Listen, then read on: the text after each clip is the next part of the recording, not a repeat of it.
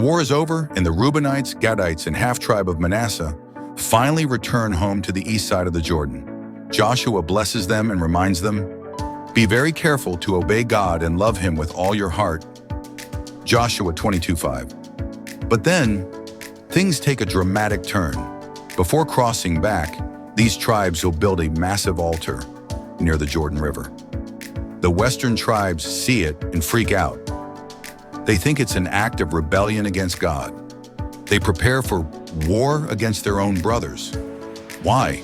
Because in the past, rebellion brought disaster, like at Per and with Achan, and they don't want history to repeat itself.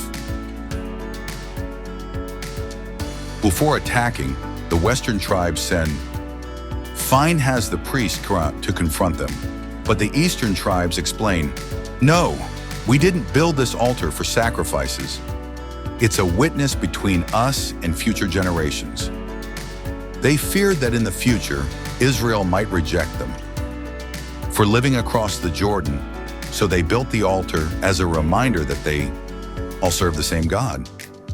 Phinehas and the leaders breathe a sigh of relief and say, "Today we know the Lord is with us, because you have not been unfaithful." This shows us, sometimes what looks like rebellion is actually a misunderstanding. Instead of jumping to conclusions, always seek the truth first. Years later, Joshua is now old and near death. He gathers the Israelites and gives them a final warning. 1. Stay faithful to God. Don't mix with the remaining Canaanites or worship their gods. If you turn away, judgment will come. Just as God kept His promises to bless you, He will also keep His promise to bring consequences for disobedience.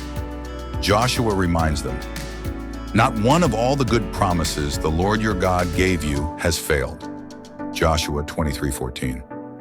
This is a challenge. Will Israel stay faithful, or will they fall into compromise?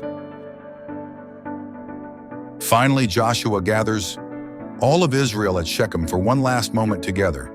He retells their entire history, reminding them how God called Abraham and led him to this land. God rescued them from Egypt and defeated Pharaoh. God led them through the wilderness and gave them victory in Canaan. And then Joshua reminds them, "You did not win this land by your sword or bow. It was the Lord who fought for you." This is a reminder. Our greatest victories in life come not from our own strength, but from God's power. And now we get to one of the most famous verses in the Bible. Joshua tells the people, "Choose today whom you will serve, but as for me and my house, we will serve the Lord." Joshua 24:15. The people respond, "We will serve the Lord. We will never abandon Him." Joshua warns them, serving God is a serious commitment.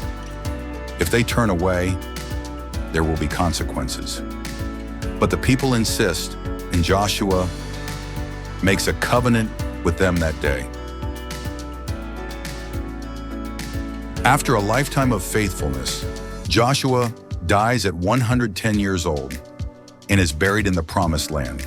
Israel remains faithful for a while, as long as those who knew Joshua were still alive. The bones of Joseph, which had been carried all the way from Egypt, are finally buried in Shechem.